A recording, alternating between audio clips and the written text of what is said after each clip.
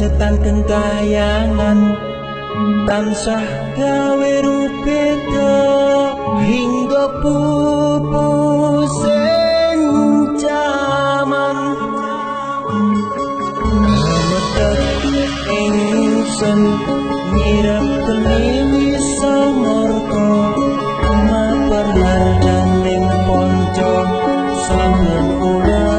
sing netra kembaran sungkawelasan ingkang paring kamulyan sang hyang jati pangeran jiwaku samudra kepunta ning lakon tumuju dhateng Gusti dan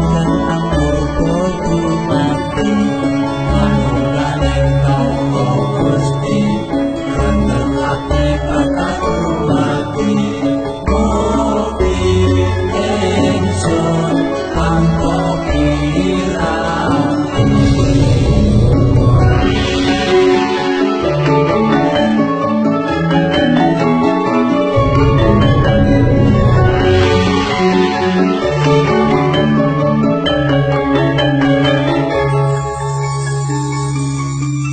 sumepyar ing sukma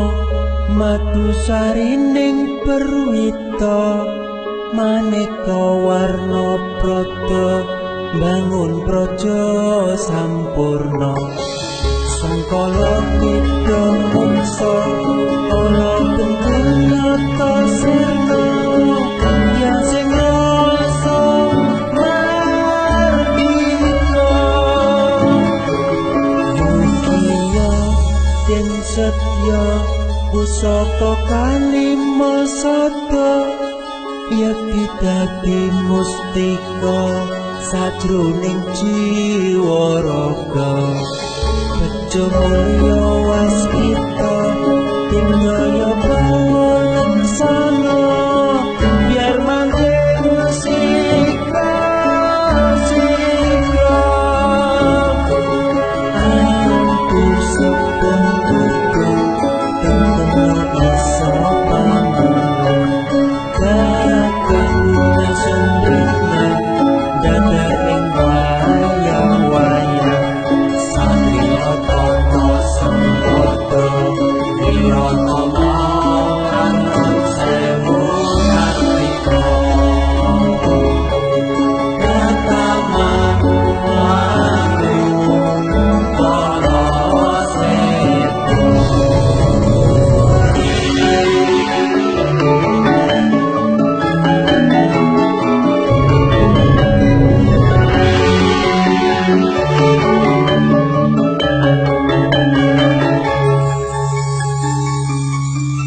memuji ingsun kanthi suwita linuhung segara gondo arum surep dupa kumelun dinulah niat ingsun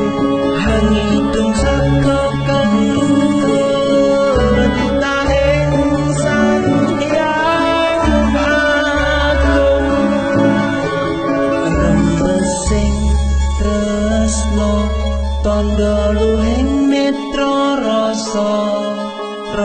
rasaning ati kadya tirta kang suci